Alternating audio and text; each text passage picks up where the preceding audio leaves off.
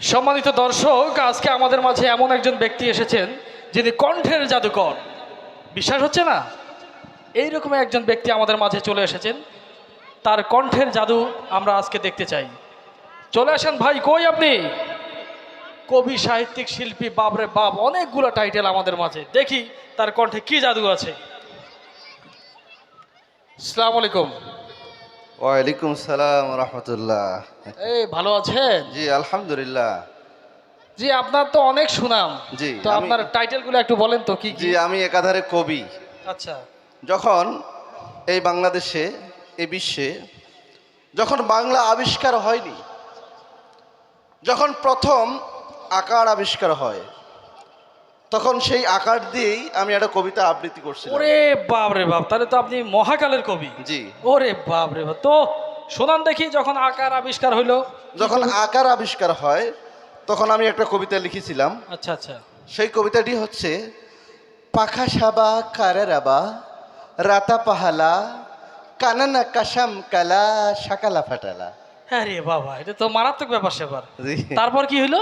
এরপর যখন একার আবিষ্কার হয়, তখন এই কবিতাটি আমি কিভাবে আবৃত্তি করছিলাম। আচ্ছা আচ্ছা, বলেন। পিকে সেবে কেড়ে রেবে রেতে পেহেলে কেনে নে কেশেম কেলে সেকেলে পেটেলে। ও ওয়াও, মারাত্মক মারাত্মক। তারপর? জি, যখন রস্যকার আবিষ্কার হয়, তখন এই কবিতাটি কিভাবে আবৃত্তি করছিলাম। পুকু শুবু কুরুরুবু ঋতু পুহলু কোনুনু কুসুম কুলু সকলু ফুটুলু। চমৎকার চমৎকার। এরপর? যখন রসিকার আবিষ্কার হয়, তখন এই কবিতাটি কিভাবে বলছিলাম।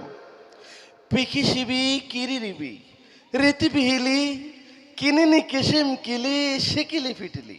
এই আপনি তো মারাত্মক কবি দেখি। জি। এরপরে? এরপরে এই কবিতাটি আরো প্রমোট করার জন্য, আরো ভাইরাল ও করার জন্য। আচ্ছা আচ্ছা, মানে আপনি এত সুন্দর একটা কবিতা করলেন। হ্যাঁ, হ্যাঁ, এটা হয়ে গেল। প্রমোট করার জন্য এফডিসি তে কোনোদিন যাননি? হ্যাঁ, এফডিসি তে গেছি, বাংলাদেশ চলচ্চিত্র। হ্যাঁ, সবচেয়ে বড় চলচ্চিত্র, হ্যাঁ, তাই না? হ্যাঁ, হ্যাঁ। তো ওখানে সর্বপ্রথম আপনি কাকে যেয়ে পেলেন? ওইখানে ভাবলাম যে ওইখানকার যারা অ্যাক্টর রয়েছে, জি জি জি। যে তাদের দ্বারাই যদি একটু আমার কবিতাটি বলাই, তাহলে আমার কবিতাটি নিশ্চয়ই মানুষ ওই শুনবে। ওই ভাইরাল ব্যক্তি যে কাবিলার কাছে গেছিলেন কোনোদিন? এই বরিশাল্লা কাবিলা, ও আচ্ছা। ওনার কাছে যখনই গেলাম, হুম। উনি আমাকে দেখা মাত্রই বলল, ওই আলার বলা মরে চিনো মুই কিটা কইতে আছি। আমি কইলাম, ভাই আপনারে তো আমি চিনি, আপনি আমার কবিতাটা আবৃত্তি করে দেন। তো তিনি বরিশাল্লা ভাষায় আবৃত্তি করলো এইভাবে, শুনবেন? হ্যাঁ হ্যাঁ, বলেন। বাকি সব হরেছে রব রাতি বইল কাননে কুসুম কলি হকলে ফুটিল। ওরে বাবা, মারাত্মক মারাত্মক। এরপরে? তোরে আইনের মধ্যে আইনা গাইন দিয়ে হান্দাই দিব কইতে আসি, মরে সিনেমা কিটা কইতে আসি। মারাত্মক ব্যাপার, এ অরিজিনাল কাবিলা। আরে আমি কইলাম, ভাই এসব ডায়লগ বাদ দেন, কবিতা দেন। ওনার কাছ থেকে কবিতা নিয়ে আসলাম। তারপরে কার কাছে গেলেন?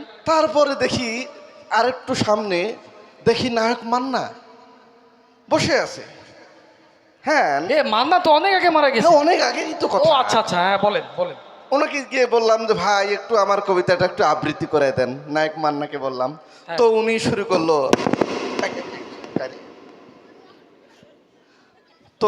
করলো, "অয়, তুই আবার বাবাকে বেড়েছিস, আবার বাকে বেড়েছিস।"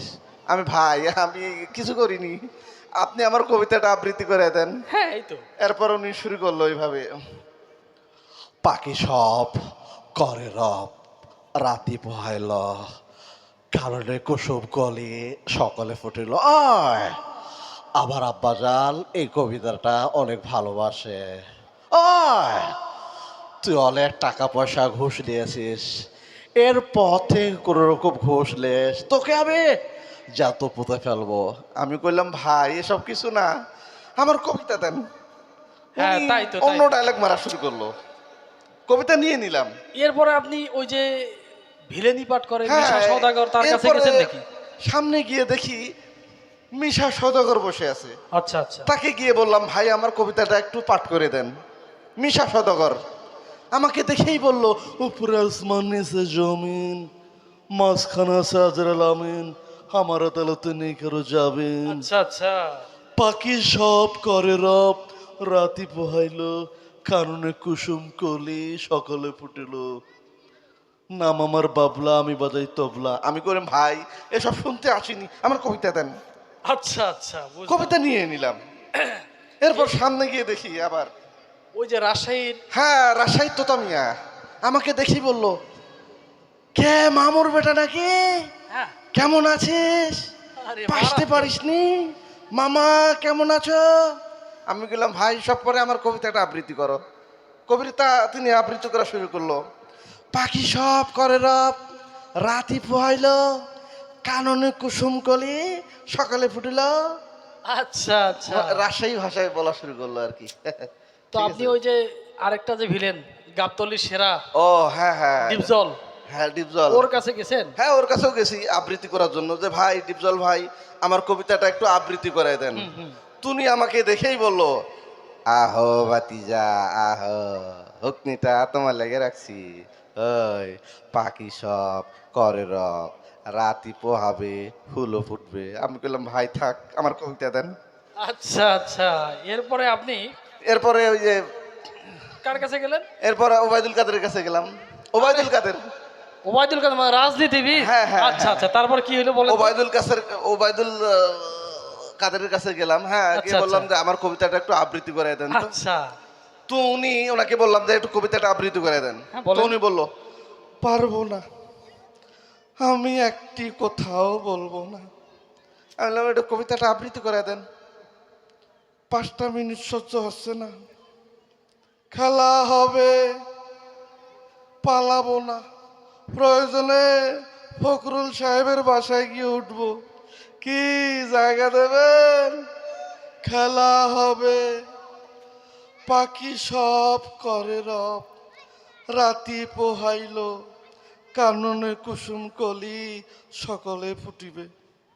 আরে বাবা, পাথরে লিখো নাম, ক্ষয়ে যাবে, বেনারে লিখো নাম, মুছে যাবে, অন্তরে লিখো নাম, রয়ে যাবে।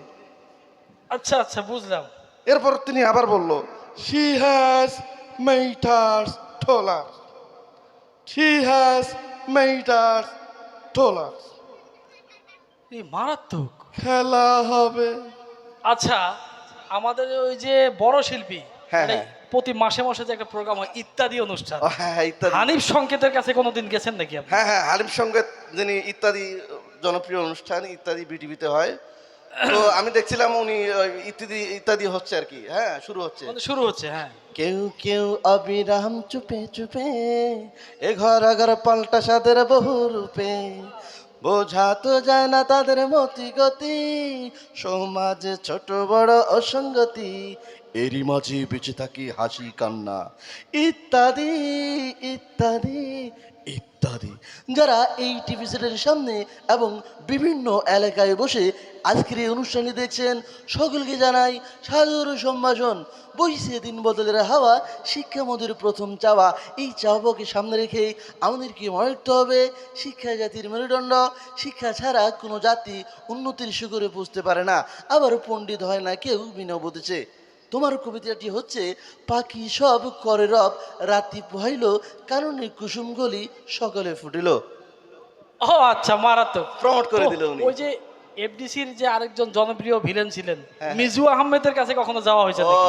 হ্যাঁ, মির্জা আহমেদ তো আমাকে দেখেই বললো, খালি সওয়াল, তোর হাড্ডি মাংস এক করি কুত্তা দিয়ে খাবো।